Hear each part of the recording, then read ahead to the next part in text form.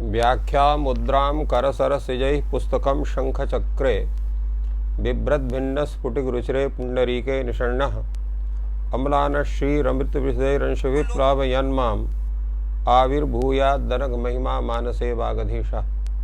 कृष्णाय वासुदेवाय हरये परमात्मने प्रणतक्लेशनाशाय गोविंदाय नमो नमः। संस्कृत शौर्यम् इति आमुखपटले संबद्धाः समेपि विद्वांसः समेपि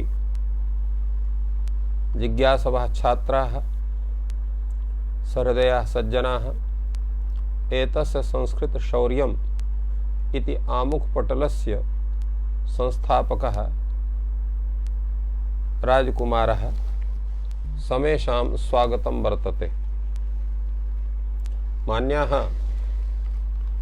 महाभाष्य व्याख्यान विषये तत्र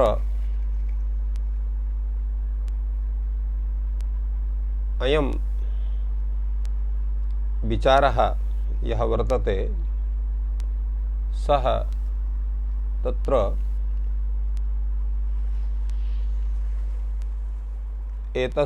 ओत् इति सूत्रं यावत् संपन्नः अद्य ऊयः ऊ इति सूत्र विषये अनन्तरं समयः ससत्वात् ईदूतौ च सामर्थ्ये सप्तम्यर्थे इति सूत्रे च व्याख्यानं भविष्यति।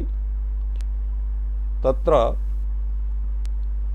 ऊयः ऊ इति द्वयोरपि सूत्रयोः भगवान् भाष्यकारः सहैव व्याख्यानं विदधाति। अत्र प्रश्नः भवति भाष्यपक्षतः इह कस्मान्न भवति आहो इति उताहो इति। अत्र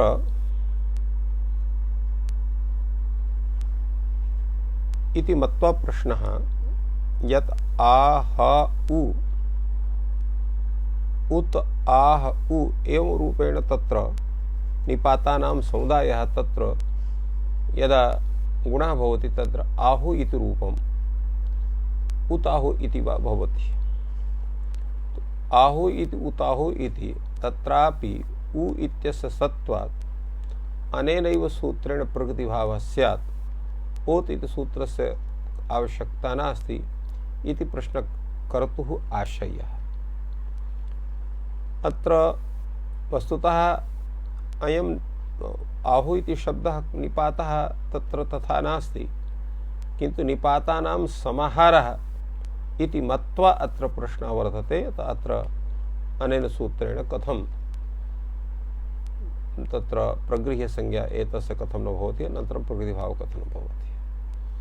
भाष्यकारः उत्तरति ऊयः इत्युच्यते न च अत्र ऊयं पश्यामः, यतोहि अत्र सूत्रम् ऊयः इति सूत्रं वर्तते। ऊयः इत्यस्य प्रगृह्य संज्ञा स्यात् एवं रूपेण, किन्तु अत्र ऊय एतस्य स्वरूपम् अत्र न दृश्यते। अत्र आहु इति रूपं दृश्यते, उताहु इति रूपं दृश्यते। तदा उच्यते ऊयः अपि अन्येन सह एकादेशः ऊयग्रहणेन गृह्यते। यद्यपि ऊय नास्ति, किन्तु ऊय अयम् अन्येन सह एकादेशः वर्तते। अन्येन अर्थात् आह इत्यनेन एकादेशः गुणरूप एकादेशः वर्तते। तस्य एकादेशस्यापि ऊयग्रहणेन ग्रहणं भविष्यति। फलतः अत्र प्रकृतिः संज्ञा करणीया। भाष्यकारः एतस्य आक्षेपस्य समाधानं वदति आचार्य प्रवृत्तिर्ज्ञापयति न ऊय एकादेशः ऊयग्रहणेन गृह्यते यदयम् ओत् इत्योदन्तस्य निपातस्य प्रगृह्य संज्ञां शास्ति। अर्थात् यत् किमपि कार्यं करणीयं भवति तस्य विषये आचार्यः स्वयमेव ज्ञापयति। तो ओकारान्तः यः निपातः तस्य प्रगृह्य संज्ञा विधानाय ओत् इति सूत्रस्य उपदेशं कृतवान् पूर्वमेव पाणिनिः। अतः अत्र यत् स्वरूपं वर्तते ओकारान्तस्य निपातस्य तस्य प्रगृह्य तेन सूत्रेण भविष्यति। फलतः अत्र ऊय इति यद् वर्तते तस्य ऊय इति निपातस्य प्रगृह्य संज्ञार्थम् एतत् सूत्रम् आवश्यकं वर्तते। अत्र च तादृशं स्वरूपं नास्ति, अतः एतत् सूत्रस्य प्रवृत्तिर्न भवेत् इति कृत्वा अत्र अनेनैव सूत्रेण प्रवृत्तिः करणीया। तत्र ऊय इति यत्र रूपं भविष्यति तत्र एतस्य प्रवृत्तिर्भविष्यति इति भाष्यकारस्य आशयात् एव भाष्यकारः वदति यदम् ओत् इति ओदन्तस्य निपातस्य प्रगृह्य संज्ञांशास्ति तत्र न ऊय इति एकादेशो ग्रहणेन तत्र ग्रहणं न भवति। अनेन रूपेण एतत् समाधानं वदति। भाष्यकारः कथयति एतत् समाधानम् उचितं नास्ति, नैतदस्ति ज्ञापकम्। उक्तमेतत् प्रतिषिद्धार्थः अयम् आरम्भः। यतो हि पूर्वसूत्रे अत्र उक्तं वर्तते प्रतिषिद्धार्थम् अयम् आरम्भः। तो प्रतिषिद्धार्थं यदा अयम् आरम्भः वर्तते तर्हि तेनैव रूपेण तस्य समाधानं भविष्यति। बाद में बात करता हूँ, अभी काम में हूँ। तो अत्र प्रतिषिद्धार्थोऽयं यत्नः इत्यस्य अयम् आरम्भः अर्थात् तस्य प्रतिषेधं विधानाय एतस्य सूत्रस्य आरम्भः वर्तते। दोषः खल्वपि स्यात् यद् ऊय एकदेश ऊय ग्रहणेन न गृह्येत्। जानू अस्य रुजति, जान्वस्य रुजति, मय ऊव इति वत्वं न स्यात्। अत्र किमस्ति? दोषः खल्वपि यदा तत्र ऊयग्रहणेन तत्र एकादेशस्य ग्रहणं स्यात् तत्र दोषः स्यात्। कः दोषः स्यात्? जानू अस्य रुजति इति विग्रहः। अत्र दीर्घः क्रियते, जानू अस्य रुजति इति भवति। तो यदा तत्र प्रगृह्य संज्ञा क्रियते तत्र जानू अस्य रुजति इति स्यात्, किन्तु जान्वस्य रुजति इति न स्यात्। कथं? मय ऊव इति वत्वं न स्यात्। अर्थात् तत्र ऊय ग्रहणेन जानू घटकस्य उकारस्य ग्रहणं न स्यात्। अस्माद्धेतोः तस्य स्वरूपस्य सिद्धये अत्र ऊय ग्रहणेन तत्र एकादेशस्य ग्रहणं न भवेत् इति कृत्वा अत्र ऊय इति सूत्रं पृथक्तया कथितं वर्तते। तो एवं तर्हि एक निपाता इमे, अर्थात तत्र भिन्न निपाताः एव गृह्यन्ते एते, अर्थात ऊयः इति ऊ इति एवं रूपेण तात्पर्यं वर्तते। अथवा द्वौ उकारौ इमौ, अथवा द्वौ उकारौ। कथं तत्र एतेषां स्वरूपस्य भिन्नता स्यात्? तो एकः अननुबन्धकः, अपरः सानुबन्धकः। तो ऊ इति यत् द्वितीयं सूत्रं वर्तते सः अननुबन्धकः। प्रथमं यत् सूत्रं वर्तते ऊयः इति सानुबन्धकः, तदीयो अननुबन्धकः तस्यैव एकादेशः। तो अननुबन्धकः यः वर्तते तस्यैव एकादेशः भवति, अन्यस्य तत्र सानुबन्धकस्य न भवति इत्यर्थः।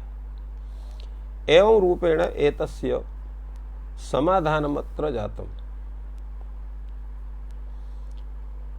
अत्र पुनः अपि एकः आक्षेपः भवति। अत्र ऊयः ऊ इति एकमेव सूत्रं कृतं भवेत्, भिन्नं भिन्नं सूत्रं कथं कृतं वर्तते। एतस्य विषये तत्र वार्तिककारः कात्यायनः कथयति ऊयः इति योगविभागः, ऊयः इति योगविभागः कर्तव्यः। ऊयः शाकल्यस्य आचार्यस्य मतेन प्रगृह्य संज्ञा भवति ऊ इति विति। ततः ऊयः ऊ इति अयम् एकादेशः भवति शाकल्यस्य आचार्यस्य मतेन, तेन दीर्घः अनुनासिकः प्रगृह्य संज्ञकः ऊ इति। अर्थात अत्र योग विभाग विधानेन त्रीणि रूपाणि भवन्ति। उ इति विति उ इति एवं रूपेण। अत्र योग विभागः न स्यात्, त्रयाणां रूपाणां स्थितिः न स्यात्। यतो यदा उ इति भवति तो उ इत्यवस्थायाम् अत्र यदा प्रगृह्य संज्ञा भवति तदा प्रगृह्य संज्ञायां जातायाम् अत्र विकल्पेन प्रगृह्य संज्ञा जायते, प्रकृति भावः भवति। यदा विकल्पेन प्रकृति भावः भवति, प्रगृह्य संज्ञा यदा विकल्पेन भवति, प्रगृह्य अतएव कथयति तत्र साकल्यस्य आचार्यस्य मतेन प्रगृह्य संज्ञा भवति। तो साकल्यस्य आचार्यस्य मतेन यदा प्रगृह्य संज्ञा भवति तदा प्रकृति भावे सति उ इति भवति। यदा प्रगृह्य संज्ञा न भवति तर्हि प्रकृति भावो न भवति, तर्हि गुणः भवति, गुणः नाम तत्र यण् भवति। तो यण् सति विति इति रूपं जायते। एवं तत्र यदा ऊयः स्थाने उ इति अयम् एकादेशः भवति, सः प्रगृह्य संज्ञामपि लभते, तेन उ इति रूपं भवति। तो एवं रूपत्रयस्य सिद्धिर् अत्र जायते। अतएव भाष्यकारः अत्र प्रतिपादय दीर्घः अनुनासिकः प्रगृह्य संज्ञकश्च उ इति एवं रूपेण समाधानं वदति। तो इत्थं त्रीणि रूपाणि तत्र सिद्ध्यन्तु, एतदर्थम् अत्र योग विभागः भवति इति भाष्यकारः प्रतिपादयति। अतएव ऊयः इति योग विभागः कर्तव्यः।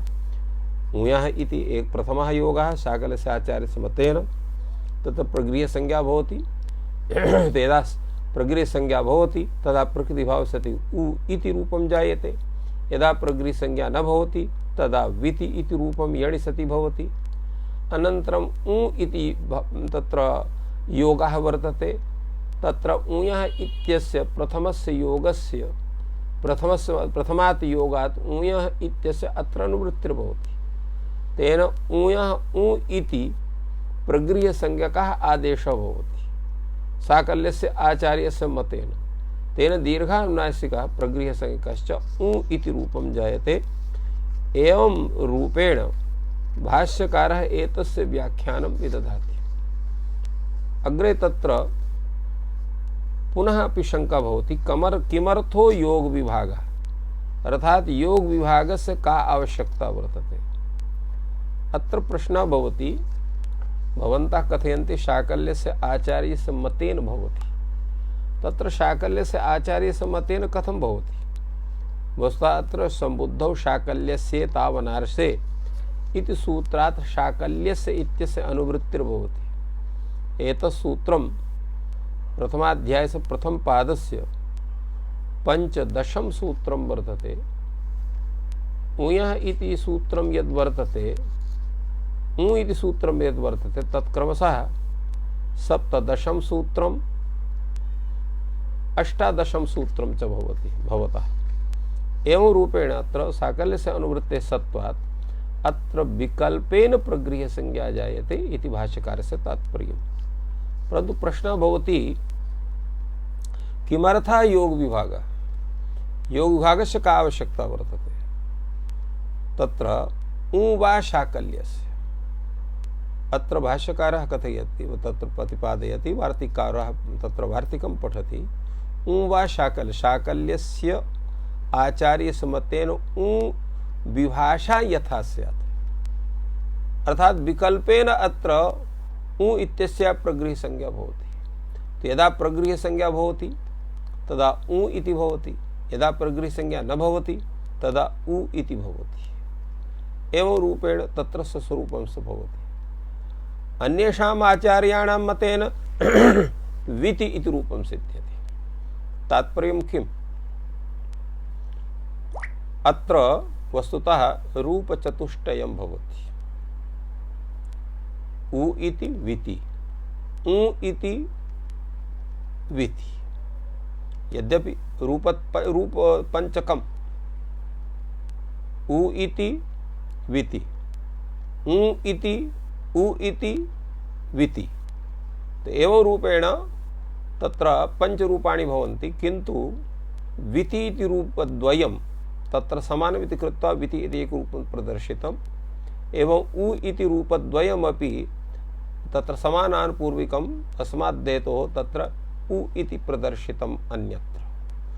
तत्र शाकल्यस्य आचार्यस्य मतेन उ इति उ इति रूपद्वयम्, अन्येषाम् आचार्याणां मतेन तत्र विति इत्येव रूपं भवति, अर्थात् तत्र एते अनयोः प्रगृह्यसंज्ञा न भवति। प्रगृह्यसंज्ञा विधानम् अत्र शाकल्यस्य आचार्यस्य मतेनैव भवति इति कृत्वा रूपत्रयस्य स्वरूपं सिद्ध्यति। यद्यपि यथा पूर्वम् अस्माभिः उक्तम् अत्र पञ्चरूपाणि सन्ति, किन्तु रूपद्वयस्य समानपूर्विकत्वात् अत्र रूपत्रयमेव मुख्यतया प्रदर्शितं भवति इति कृत्वा तादृशं रूपं प्रदर्शितं वर्तते। भाष्यकारः अत्र पञ्चापि रूपाणि तत्र प्रदर्शितानि। तत्र पूर्वं तत्र उ इति विति इति, तत्र अनन्तरं तत्र उ इति अन्येषाम् आचार्याणां मतेन विति। तो इत्थम् एतादृशः विचारः एतस्मिन् सूत्रे सञ्जातः। यद्यपि अधिकः विचारः नास्ति, तथापि रूपसिद्धिविषये कथम् अनयोः सूत्रयोः प्रयोजनं, किञ्चात्र एतेषां तत्र तात्पर्यम्, एतदर्थम् एतत् सूत्रद्वयम् अत्र भाष्यकृता व्याख्यातं वर्तते। अधुना ईदूतौ च सप्तम्यर्थे इति सूत्रं वर्तते। अत्र ईदूतौ सप्तमीत्येव इति वार्तिकम्। अत्र श्लोकवार्तिकम् अस्ति। ईदूतौ सप्तमीत्येव लुप्तेऽर्थग्रहणात् भवेत्। पूर्वस्य चेत् सवर्णासा वाडां भावः प्रसज्यते। वचनाद् यत्र दीर्घत्वं तत्रापि सरसी यदि मावा पूर्वपदस्य भूत एवं रूपेण ज्ञापकं स्यात् तदन्तत्वे मावा पूर्वपदस्य भूत। अत्र श्लोकवार्तिकद्वयम्। एतेषां व्याख्यानं तत्र अनयोः श्लोक वार्तिकयोः पृथक् पृथक् व्याख्यानं भगवता भाष्यकारेण विहितम्। अत्र वार्तिककारः कथयति ईदूतौ सप्तमी इत्येव सूत्रं करणीयम्। अर्थग्रहणस्य काचन आवश्यकता नास्ति।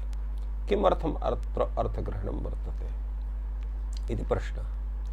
एतदेव तत्र भाष्यकारस्य वर्तते। ईदूतौ सप्तमी इत्येव सिद्धं नार्थो अर्थग्रहणेन। अर्थात ईदूतौ सप्तमी इत्येव सूत्रमस्तु। अत्र अर्थग्रहणस्य किमपि प्रयोजनं नास्ति इत्यर्थः। अत्र एतस्य प्रयोजनं वार्तिककारः स्वयमेव प्रदर्शयति। लुप्तेऽर्थग्रहणात् भवेत्। लुप्तायां सप्तम्यां प्रगृह्य संज्ञा न प्राप्नोति। यतोहि यत्र केवलं सप्तमी इत्युच्यते ईदूतौ सप्तमी, अर्थात सप्तमी विभक्ति रूपेण यदा ई इति रूपम उ इति रूपम भवति तदा तस्य प्रगृह्य संज्ञा जायते। किन्तु यत्र सप्तम्याः लुक् भवति, लुक् विधायकं तत्र सूत्रं तत्र सुपां सुलुक् इत्यादि सूत्रं वर्तते, तेन सप्तम्याः लुक् जायते। तो अत्रापि विभक्तेर्लुक् भवति, अत्र सप्तविभक्तस्य अपि लुक् स्यात्। तो लुप्तायां सप्तम्यां प्रगृह्य संज्ञा न प्राप्नोति। तत्र उदाहरणं किमस्ति इति प्रश्ने क्व इति सोमो गौरी अधिश्रितः। तो सोमो गौरी अधिश्रितः इत्यत्र गौरी इत्यत्र या सप्तमी विभक्ति तस्याः सुपां सुलुक् इत्यादि सूत्रेण अत्र लोपः भवति। यतोहि वैदिकः प्रयोगः एवं वर्तते। तस्य लुप्तत्वात् अत्र गौरी शब्दः ततः सप्तमी नास्ति, किन्तु या शिष्यते स लुप्यमानार्था विधायि इति नियमात् अत्र गौरी शब्दः सप्तम्यर्थे वर्तते इति कृत्वा तत्र तस्य ईकारस्य अनेन सूत्रेण प्रगृह्य संज्ञायां जातायां प्लुत प्रज्ञानिति प्रकृतिभावे सति सोमो गौरी अधिश्रितः इति रूपं सिद्ध्यति। चेत् अत्र अर्थग्रहणं न क्रियते तर्हि अत्र सप्तम्याः अभावात् अत्र प्रगृह्य संज्ञेयु न स्यात्। एतदर्थम् अत्र अर्थग्रहणं करणीयमिति भाष्यकारः कात्यायनश्च उभवपि इत्थं व्याख्यातवन्तौ। अत्रोच्यते नात्र सप्तमी लुप्यते किन्तु पूर्वसवर्णः अत्र यतो हि गौरी इति शब्दः तस्मात् ङि इति विभक्तिः भवति, गौरी इति भवति। अत्र सप्तम्याः लुक् नास्ति अपि तु पूर्वसवर्ण दीर्घः भवति, तेन गौरी इति रूपं जायते।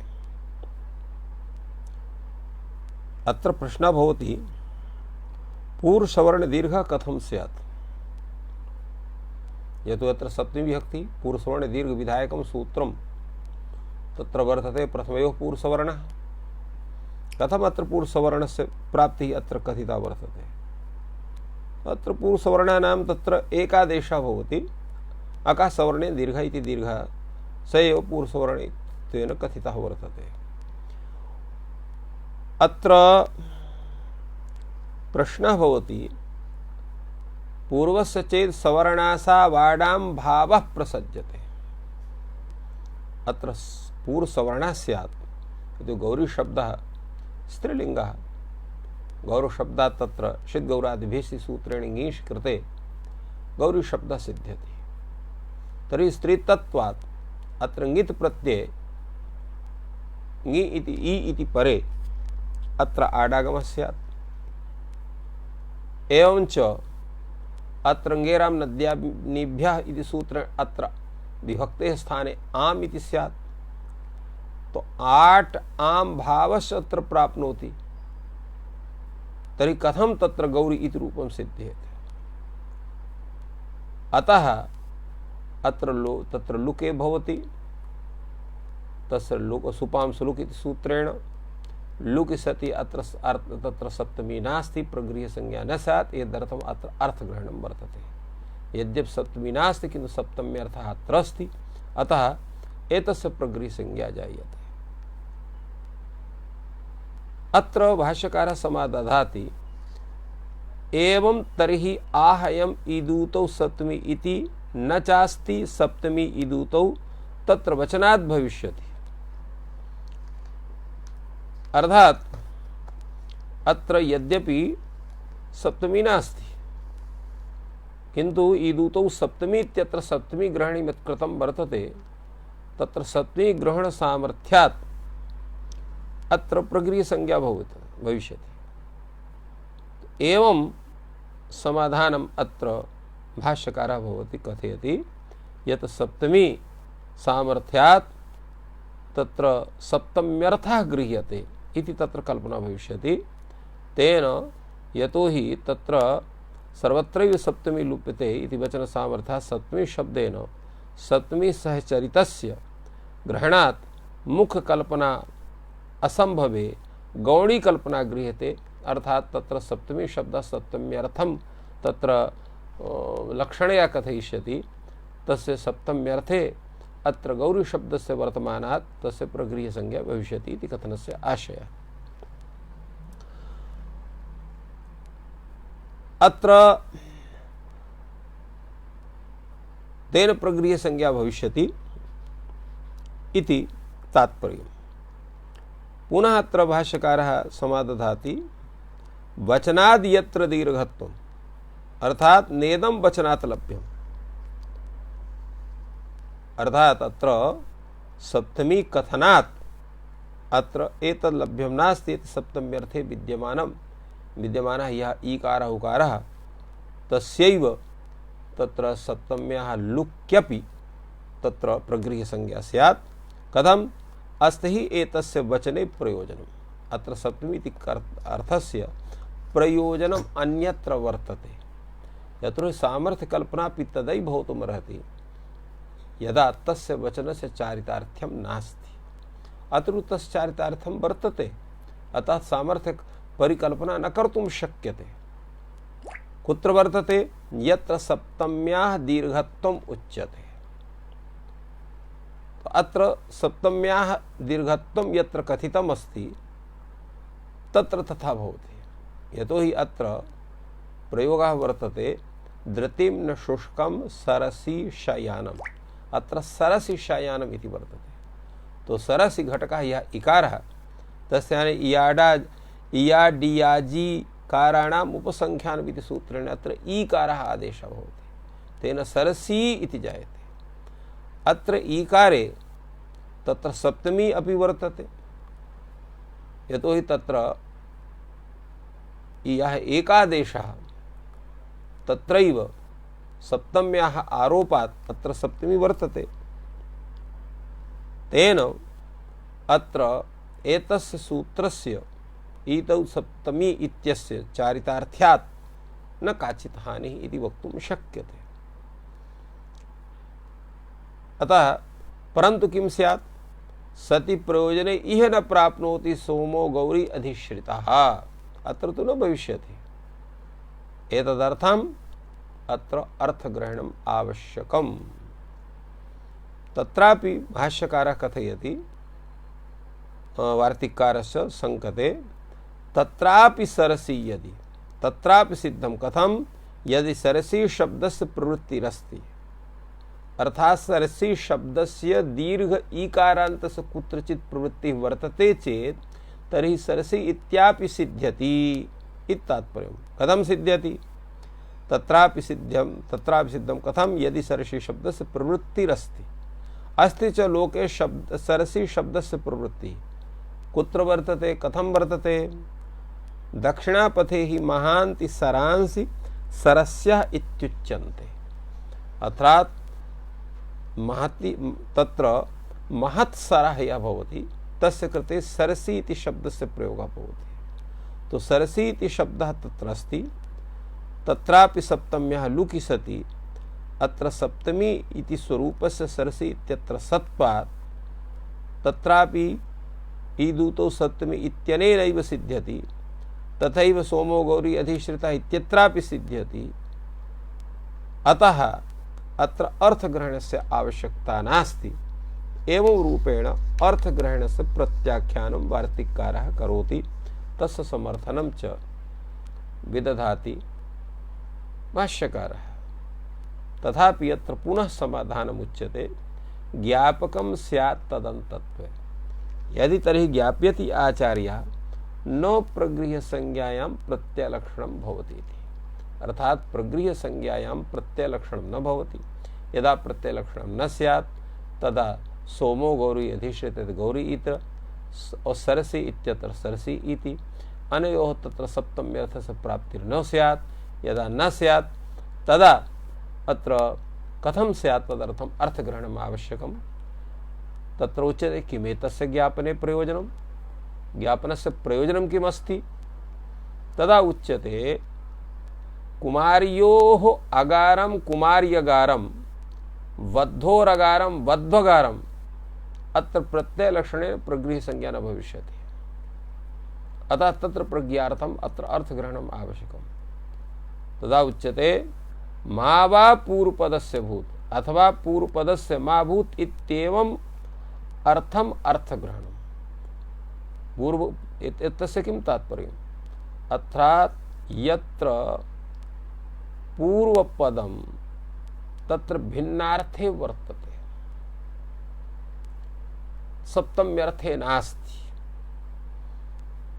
अर्थग्रहणं न क्रियते तत्रापि सप्तम्याः सत्त्वात् तत्रापि प्रगृह्य संज्ञा स्यात्। तत्र न भवेत् एतदर्थम् अत्र अर्थग्रहणं कर्तते। अथवा पूर्वपदस्य मा भूत् इत्येवम् अर्थम् अर्थग्रहणम्। वाप्याम् अश्वः वाप्यश्वः, नद्याम् आतिः नद्यातिः। अत्र किम् अस्ति?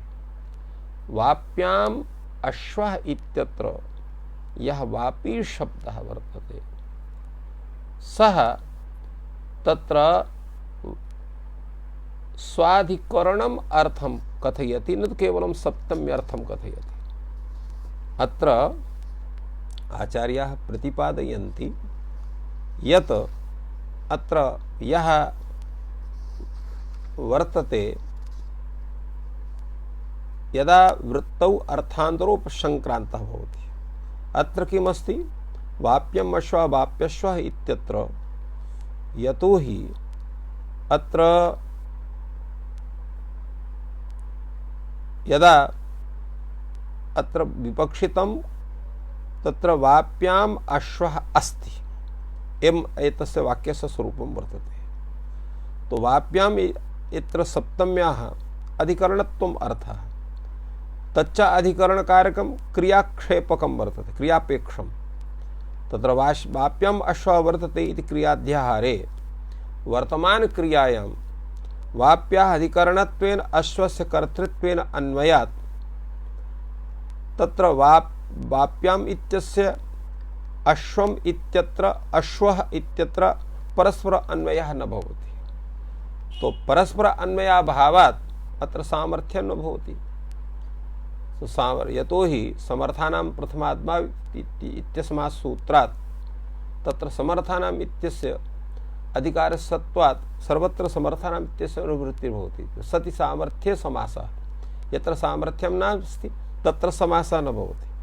अत्र वाप्याम् इत्यस्य अधिकरणत्वेन क्रियायाम् अन्वयः न तु अश्वः इत्यत्र अन्वयः। अतः सामर्थ्याभावात् तत्र सप्तमी समासः न स्यात्। यच्चेत् अत्र विद्यमानः इत्यस्य अध्याहारः क्रियते तो विद्यमानः इति पदस्य अध्याहारेपि अश्वपदेन तस्य सामर्थ्यं न स्यात्, फलतः अत्र समासः न भवति। तो एवं वाप्यां तत्र समासाभावे अत्र सप्तम्याः सत्वात् अत्रापि समासापत्तिः स्यात्। तत्र प्रगृह्य संज्ञा स्यात्। प्रगृह्य संज्ञायां जातायाम् अत्र प्रकृतिभावः स्यात्। तर्हि वापि अश्वः इत्येव रूपं स्यात्, वाप्यश्वः इति रूपं न स्यात्। एतदर्थम् अत्र अर्थग्रहणं क्रियते। यदा अर्थग्रहणं क्रियते वाप्याम् अश्वः तत्र वाप्याम् इति शब्दः यः वर्तते सप्तम्यन्तः, अत्र लोपेपि वापि इति शब्दः तत्र सप्तम्यर्थे नास्ति। अस्माद्धेतोः अत्र एतस्य सूत्रस्य प्रवृत्तिर् न जायते। एतदर्थम् एतस्य विचारः वर्तते। तो एवं समासे लुप्त सप्तमीकस्य वापि शब्दस्य सप्तम्यर्थम् अतिलंघ संसृष्टे आदिभूते अश्वे प्रवृत्तेः सप्तम्यर्थ मात्र विश्रांत्य भावात् अत्र प्रवृत्तिः न भवति इति एतस्य तात्पर्यं वर्तते। तो इत्थम् एतस्य समाधानं वर्तते। अतएव उच्यते अथ क्रियमाणेपि अर्थग्रहण कस्मादेव अत्र न भवति। अत्र यदा अर्थग्रहणं क्रियते तदा वाप्याम् अश्वः इत्यत्र कथं न भवति।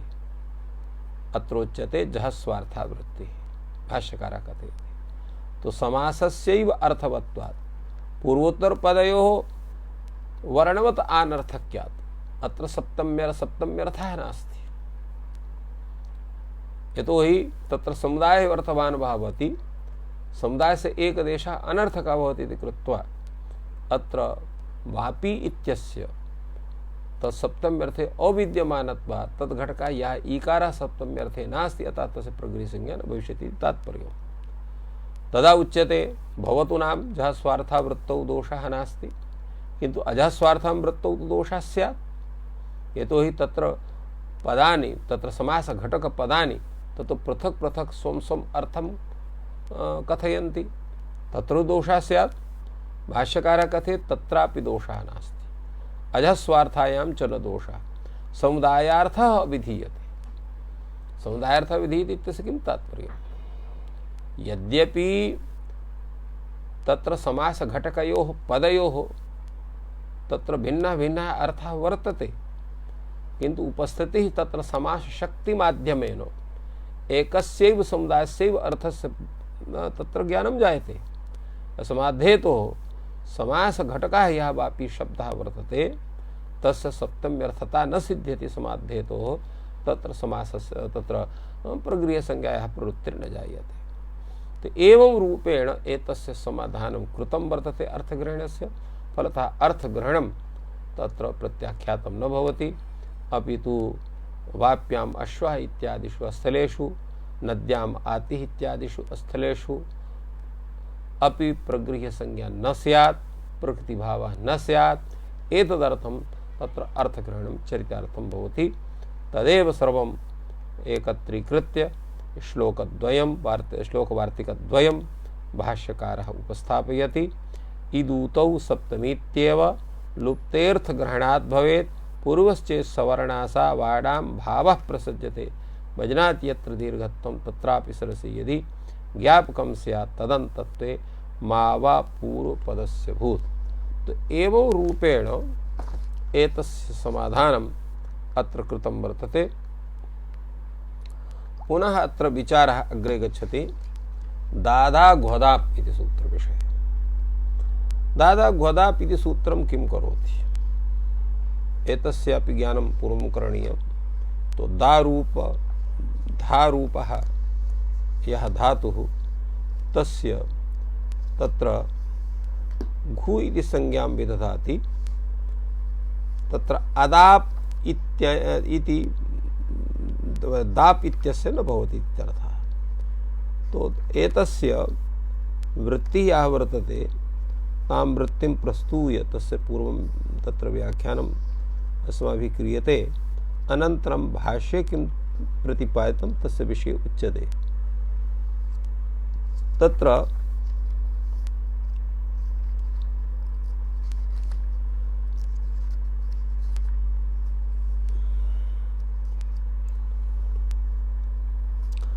अत्र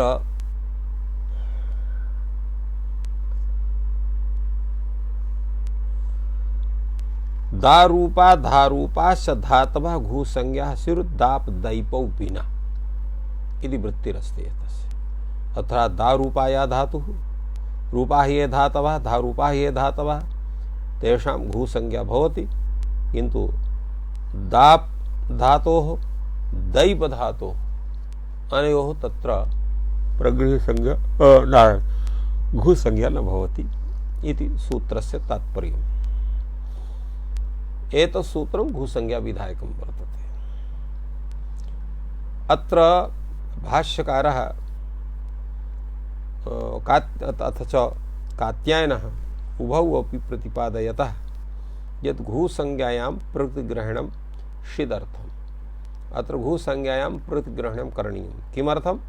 षिदर्थम्। अतः षित् प्रत्यये विषये एतस्य प्रवृत्तिः न स्यात्। एतदर्थम् अत्र प्रकृतिग्रहणं करणीयम्। घुसंज्ञां प्रतिग्रहणं करणीयं। दाधा प्रकृतयः घुसंज्ञाः भवन्ति इति वक्तव्यम्।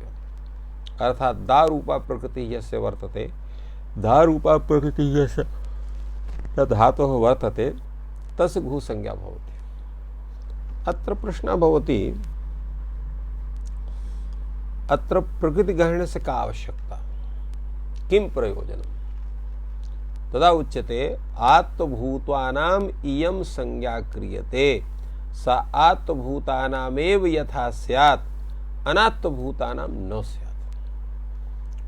अर्थात् येषां धातूनां दा इति स्वरूपं भवति, धा इति स्वरूपं भवति, ते धातवः आत्मभूताः भवन्ति। अर्थात् यत्र आत्मं वर्तते, अत्र आत्मं तत्र प्रकारद्वयेन भवति। एकं तु साक्षात् उपदेशेन, यदा दुदाय धारणपोषणयोः, दुदाय दाने, अनयोः धातवोः यत् दा इति रूपं झा इति रूपं वर्तते तत्र उपदेशे वर्तते। किन्तु ये धातवः एवं भूताः सन्ति, यथा देङ् इति धातुः वर्तते, एवमेव अन्ये एवं भूताः धातवः सन्ति। तत्र दो इति धातुः वर्तते, धेट् पाने इति धातुः वर्तते। तो एतेषां दो देङ् धेट् धातूनां घुसंज्ञा तदैव भवति यदा अत्र आत्मं स्यात्। आत्मविधायकं च सूत्रं वर्तते आदेश उपदेशे षित् इति सूत्रम्। तो तत्रापि आत्मस्य सत्वात् ते अपि धातवः दारूपा धारूपः भवन्ति इति कृत्वा अत्र आत्मभूतानामेव स्यात् अनात्मभूतानां न स्यात् एतदर्थम् अत्र प्रकृतिग्रहणं करणीयम्। तदा उच्यते ननु च भूयिष्ठानि भूसंज्ञाकार्याणि। भूयिष्ठानि भूसंज्ञाकार्याणि इत्यस्य किं तात्पर्यं? यत् भूसंज्ञा येषां भवति तेवं भूताः धातवः अनेके सन्ति। कुत्र? आर्धधातुके तत्र चैते आत्मभूताः दृश्यन्ते। यत्र आर्धधातुके प्रत्यये परे दो धातुः देङ् धातुः धेड् धातुः एवं भूताः ये धातवः सन्ति तेषां तत्र आर्धधातुके प्रत्यये परे आदेश उपदेशे शिति इति सूत्रेण आत्वं भवति। तदा ये दारूपा धारूपा भवन्ति तदैव एतेषां तत्र घुसंज्ञा भविष्यति। अतएव अत्र प्रकृतिग्रहणं शीदर्थं करणीयं। तो शीदर्थं प्रकृतिग्रहणं कर्तव्यं। तो शीति आत्वं प्रतिषिद्धे तदर्थं। यतो शीति परे तत्र शीत प्रत्यय से सार्वधातुक संज्ञा भवति न आर्धधातुक संज्ञा। तो तस्मिन् परे तत्र आत्वं न स्यात्। तो तत्र आत्वं प्रतिषिध्यते। यथा प्रणिधायते प्रणिधायते तो देङ् धातुः प्रणिधायते इति रूपं धेड् धातुः प्रणिधायते इति रूपं। तो अत्रापि चेत् प्रकृतिग्रहणं न क्रियते तर्हि अत्र दारूपस्य अभावात् तस्य दारूप स्वरूपे प्रकृतेः सत्त्वात् अत्रापि प्राप्नुयात्। तो तन्न भवेत् इति कृत्वा अत्र प्रकृतिग्रहणं क्रियते। इत्थं भगवता भाष्यकारेण व्याख्यातम्। अग्रे तावत् उच्यते भारद्वाजीयाः पठन्ति घुसंज्ञायां प्रकृतिग्रहणं षित् विकृतार्थम्। अत्र पूर्वं षिदर्थम् इति कात्यायनः कथितवान्। अत्र भारद्वाजीयाः ये आचार्याः ते पठन्ति न केवलं षिदार्थम् अपितु विकृतार्थमपि करणीयम्। एतस्य विवेचनं भाष्यकारः कथयति। घुसंज्ञायां प्रतिग्रहणं क्रियते किं प्रयोजनं? षिदर्थं विकृतार्थं च। षिति उदाहृतं। तो षिद् विषये तत्र प्रयोजनद्वयम् अत्र उदाहृतं। तत्र प्रणिधायते प्रणिधायते। अतः तस्मिन् विषये किमपि विवेचनीयं नास्ति। किन्तु विकृतार्थं खलु अपि विकृतार्थम् आवश्यकं वर्तते। यथा प्रणिदाता प्रणिधाता। तो अत्र दा धातु तत्र देङ् धातु भवति धेट् धातु भवति। अत्र त्रिच् प्रत्यये कृते सति आर्धधातुकत्वात् तत्र आदेशुषिति इति सूत्रेण अत्र आत्वे प्रणिदातृ प्रणिधातृ स्वादिकार्ये सति प्रणिदाता प्रणिधाता इति रूपं जायते। तो अत्रापि अनयोः घुसंज्ञासात् एतदर्थं प्रकृतिग्रहणं करणीयम्। प्रश्नः भवति किं पुनः कारणं न सिद्ध्यति? यदा प्रकृतिग्रहणं न क्रियते तर्हि प्रणिधाता अत्र दाधा स्वरूपयोः धातवोः प्रगृहीसंज्ञा कथं न भवति? तत्रोच्यते लक्षण प्रतिपदोक्तयोः प्रतिपदोक्तस्यैव ग्रहणम् इति प्रतिपदं ये आत्मभूता तेषामेव स्यात् लक्षणेन ये आत्मभूता तेषां न स्यात्। अत्र दुधाय दाने दुधाय धारण पोषणयोः इति उभौ अपि धातु तत् प्रतिपदोक्तौ आत्मभूतौ वर्तेते। किन्तु धेट् पाने देङ् धातुः उभौ अपि एतौ धातु तत्र आदेश उपदेशे शिति सूत्रेण आत्मभूतौ भवतः। अतः अत्र न स्यात् लक्षण प्रतिपदोक्तो प्रतिपदोक्तस्य ग्रहणम् इति परिभाषायाः सत्त्वात्। यदा प्रकृतिग्रहणं क्रियते तदा तु स्यादेव तत्र उभयोः अपि ग्रहणं स्यात्। अत्रोच्यते तत् क्रियमाणे प्रकृतिग्रहणे कथम् इदं विज्ञायते दाधाः प्रकृतयः इति आहुषित् दाधां प्रकृतयः इति। अत्र पुनः प्रश्नः भवति यदा प्रकृतिग्रहणं क्रियते तर्हि अत्र दाधा इति शब्द तत्र समुदायस्य प्रकृतयः इति समुदायेन तत्र कीदृशः अन्वयः करणीयः स्यात् कीदृशः तत्र कीदृशं व्याख्यानं क्रियमाणं तत्र कृतं स्यात् दाधाः प्रकृतयः इति दाधा प्रकृतिः अथवा दाधां प्रकृतिः इति दाधा प्रकृतिः किम् एतस्य स्वरूपं स्यात्। अत्र भाष्यकारः पृच्छति किञ्चातः अर्थात् उभयोः आश्रयणे कः दोषः कश्च लाभः तदा सामान्यरूपेण क्रमशः व्याख्याति भाष्यकारः यदि विज्ञायते दाधाः प्रकृतयः इति स एव दोषः।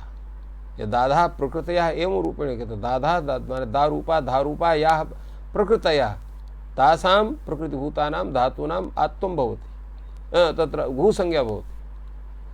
तो आत्मभूतानामेव स्यात् अनात्मभूतानाम् अर्थात ये तत्र उपदेशे तेषाम् आत्वं स्वरूपं नास्ति एच्त्वं स्वरूपं वर्तते तेषां न स्यात्। कथं विज्ञायते दाधां प्रकृते इति अनात्मभूतानां विषये आत्मभूतानां न स्यात् चेत् तत्र दाधां प्रकृतयः उच्यते तर्हि अनात्मभूताः ये धातवः तेषां तु स्यात् ये प्रकृत्यैव आत्मभूताः धातवः तेषां न स्यात्। तर्हि किं करणीयम् तदा भाष्यकारः एतस्य समाधानं वदति एवं तर्हि नैवं विज्ञायते दाधाः प्रकृतयः इति नापि दाधां प्रकृतयः इति। अत्र अर्थात् तत्र उभयोः तत्र ग्रहणं न क्रियते। तर्हि किं करणीयं कथं तर्हि दाधा घुसंज्ञा भवति प्रकृतयश्चैषां तदा उच्यते दाधा घुसंज्ञा भवन्ति प्रकृतयश्चैषां तो येषां प्रकृतयः दाधा इति रूपं भवति ते घुसंज्ञा भवन्ति इति एतस्य तात्पर्यम्। तो एवं अत्र कृतं वर्तते तदा उच्यते तर्हि प्रकृतिग्रहणं कर्तव्यम् अर्थात् प्रकृतिग्रहणस्य तत्र आवश्यकता वर्तते यतो हि सूत्रे दादा गोदा इत्यत्र कुत्रापि प्रकृतिशब्दस्य ग्रहणं नास्ति। तर्हि चेत् प्रकृतिग्रहणं क्रियते तत्र प्रकृतिशब्दस्य तत्र उच्चारणं करणीयं स्यात्। दाधा प्रकृत्यदाप् दाधा प्रकृति दाधा प्रकृति घ्वदाप् इति स्यात् तत्र उच्यते तत्र प्रकृतिग्रहणं कर्तव्यं। भाष्यकारः तत्र समादधाति न कर्तव्यम् इदं प्रकृतम् अर्थग्रहणम् अनुवर्तते। अत्र प्रकृतम् अर्थग्रहणम् अर्थात् धारूपाः ये धातवः तेषां समानार्थकाः ये धातवः तेषां तत्र घुसंज्ञा भविष्यति। क्व प्रकृतम् इदूतौ च सप्तम्यर्थे इति सूत्रं वर्तते अनन्तरं दाधा गोदाप् इति सूत्रं वर्तते। तर्हि ईदूतौ च सप्तम्यर्थे इति सूत्रात् अर्थे इत्यस्य अत्र अनुवृत्तिः क्रियते। तो दारूपे धारूपे अर्थे वर्तमानाः ये धातवः तेषां घुसंज्ञा भवति। एवं रूपेण कश्चन तत्र विचारः स्यात्। भाष्यकारः कथयति नैवं शक्यम् एवं रूपेण व्याख्यानं न कर्तुं शक्यते। कथं यतो हि दुदाय दाने धातोः समानार्थकः अनेके धातवः सन्ति यथा रादाने एवं तत्र तो राति रासति दाशति मंघति प्रीणाति एते अनेके धातवः सन्ति येषां समेषां घुसंज्ञा भविष्यति। तस्मात् नैवं शक्यम् अर्थात् एवं तत्र अनया रीत्या तत्र तथा व्याख्यानं न कर्तुं शक्यते। न चेदेवं प्रकृतिग्रहणं कर्तव्यमेव फलतः अत्र इत्थं न भवितुमर्हति तर्हि प्रकृतिग्रहणं करणीयं। भाष्यकारः पुनः अपि समादधाति न कर्तव्यम्। एवं रूपेण तत्र विकृतिविषये प्रकृतिग्रहणस्य तत्र तत्र तस्य समाधानं जातं। शीदार्थेन तावन्नार्थः शीदार्थेनापि तत्र एतस्य तात्पर्यं नास्ति। अवश्यं तत्र मार्थं प्रकृतिग्रहणं कर्तव्यम्। मार्थं नाम मा धातोः विषये तत्र प्रकृतिग्रहणं करणीयं। प्रणिमयते प्रणमयते इत्येवर्थम अत्र करणीयम्। ततः पुरस्तात् अपकृक्षते घू प्रकृतौ मा प्रकृतौ चेति। घू प्रकृतौ मा प्रकृतौ चेति एवं रूपेण तस्य कथनं भवति। यदि प्रकृतिग्रहणं क्रियते प्रनिमिनोति प्रनिमिनाति अत्रापि प्राप्नोति। प्रकृतिग्रहणे सति अत्रापि प्राप्तं भविष्यति। अथ अक्रियमाणे प्रकृतिग्रहणे एकसमान् न भवति। प्रणिमाता प्रणिमातुं प्रणिमातव्यम् इत्यत्र तत्र उच्यते आकारान्तस्य ङितः ग्रहणं विज्ञायते। आकारान्तस्य ङितः अत्र ग्रहणं भवति। तो यः तत्र ङित् भवति तस्यैव ग्रहणं भवति, यत्र ङित् नास्ति तस्य ग्रहणं न भवति। एवं रूपेण अत्र विचारः सञ्जातः। अथ अथैव अक्रियमाणे प्रकृतिग्रहणे आकारान्तस्य ङितः ग्रहणं विज्ञायते एवं क्रियमाणे प्रकृतिग्रहणे आकारान्तस्य ङितः ग्रहणं विज्ञास्यते। भाष्यकारः कथयति आकारान्तस्य ङितः ग्रहणं विज्ञायते। एतस्य तात्पर्यं किम्?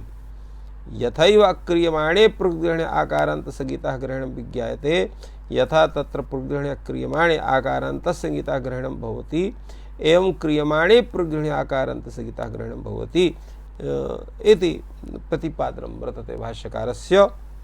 तेन प्रकृतिग्रहणम् आवश्यकं प्रतीयते इत्थं विचार्यते। अत्रापि कथयति विकृतार्थेन चापि अर्थात् विकृतार्थेनापि एतस्य आवश्यकता न भवति। यतो हि दोषः एव एतस्याः परिभाषायाः लक्षण प्रतिपदोक्तो प्रतिपदोक्तस्य ग्रहणम् अर्थात अत्र आश्रयणे दोषः। यतो हि गामादा ग्रहणेषु अविशेषः अर्थात गा धातु मा धातु। तो अत्र गा धातोः ग्रहणे मा धातु घूमास्था इति ज्ञातौ। गा ग्रहणेन तत्र इणगतौ धातोः मा ग्रहणे एवं तादृश धातोः तत्र यथा ग्रहणं भवति अविशेषेण गा धातोः अपि ग्रहणं भवति। तत्र इणः स्थाने यस्तत्र गा आदेशः भवति तस्यापि ग्रहणं भवति। एवम् अत्रापि भविष्यति। फलतः अत्र प्रकृतिग्रहणस्य आवश्यकता नास्ति। यस्य धातोः दा इति रूपा प्रकृतिः वर्तते मा इति रूपा प्रकृतिः वर्तते तस्य तेषां समेषामपि धातूनां ग्रहणम् अत्र क्रियते। एवम् एतस्य तात्पर्यम् अतएव कथयति विकृतार्थेन चापि नार्थः दोष एव एतस्याः परिभाषायाः अर्थात एतस्याः परिभाषा तत्र दोष एव लक्षण प्रतिपदोक्तस्य ग्रहणम् अर्थात इयं परिभाषा तत्र नाश्रीयते। यथा गामा तत्र गामादा ग्रहणेषु अविशेषाणां तत्र सामान्येन गा धातोरपि ग्रहणं भवति। तत्र यस्य धातोः स्थाने गा इति आदेशः भवति तस्यापि ग्रहणं भवति। एवं मा धातोः अपि ग्रहणं भवति। तत्र एवमेव तत्र यस्य धातोः तत्र आत्मस्थिति मा इति रूपं भवति तस्यापि ग्रहणं भवति। अर्थात् समेषां ग्रहणं भवति धातुरीत्या। लक्षण प्रतिपदोक्तः प्रतिपदोक्तस्य ग्रहणम् इति आश्रियते चेत् तर्हि अत्र न स्यात्। फलतः अनयोः विचारः अत्र एवं रूपः सञ्जातः। अग्रे विचारः वर्तते किन्तु अल्पीयसा कालेन सः विचारः अत्र न भवितुमर्हति इति कृत्वा अत्रैव विरम्यते। श्वः यतो हि तत्र प्रतिपत्तिः वर्तते अवकाशः भविष्यति। परश्वः एतस्य विषये पुनः वयं चर्चां करिष्यामः। जयतु संस्कृतं जयतु भारतं। सर्वेभ्यो नमः।